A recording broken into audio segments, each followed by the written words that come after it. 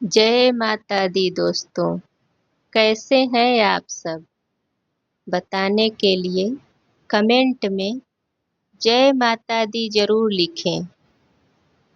नवरात्रि के 9 दिन माँ दुर्गा के 9 स्वरूपों की पूजा का अवसर है और इन 9 में से अंतिम नवमी का दिन माँ सिद्धिदात्री को समर्पित होता है। माँ सिद्धिदात्री जो संपूर्ण सिद्धियों को प्रदान करती हैं, जो अज्ञान को नष्ट करती हैं और अपने भक्तों को आत्मज्ञान की ओर ले जाती हैं।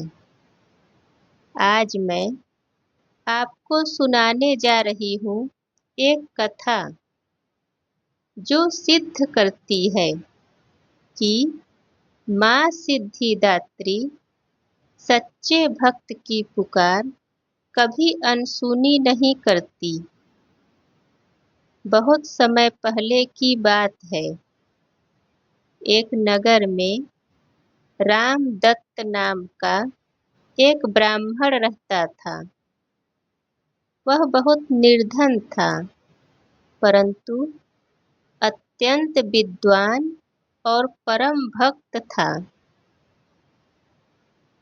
उसके पास सांसारिक संपत्ति नहीं थी, परंतु उसका मन माँ भगवती में रमा रहता था।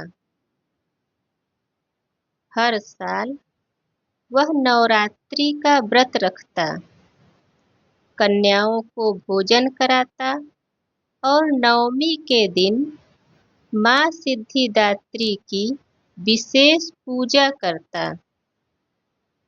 एक वर्ष नगर में भीषण अकाल पड़ा। खेत सूख गए, अन्न समाप्त हो गया। रामदत्त के पास कुछ भी नहीं बचा, लेकिन उसने अपनी नवरात्रि व्रत नहीं छोड़ा। उसने उपवास किया। माँ के चरणों में बैठकर आंखों में आंसू लिए हुए बोला, माँ, आज मेरे पास ना तो भोग है और ना ही पुष्प, पर मेरी भक्ति स्वीकार कर लेना। रात्रि में माँ सिद्धिदात्री स्वयं उसके सामने प्रकट हुई और बोली, पुत्र, जब भाव इतने निर्मल हो तो भोग की क्या आवश्यकता है? मैं तुम्हारी भक्ति से प्रसन्न हूँ। आज से तुम्हें वो सभी सिद्धियां प्राप्त होंगी जो ब्रह्मा, विष्णु और महेश तक को भी दुर्लभ है। वही निर्धन ब्राह्मण कुछ ही समय में महान योगी बन गया, लेकिन उसमें अहंकार कभी नहीं आया, क्योंकि वह जानता था कि यह सब कुछ माँ की कृपा है।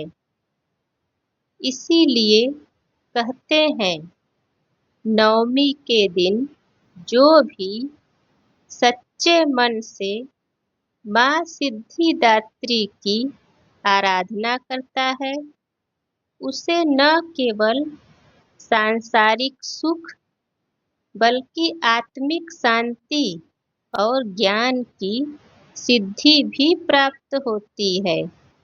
माँ अपने भक्तों को सुख, संपत्ति और सौभाग्य तो देती ही है, इसके साथ उन्हें जीवन के परम सत्य के ओर भी ले जाती है।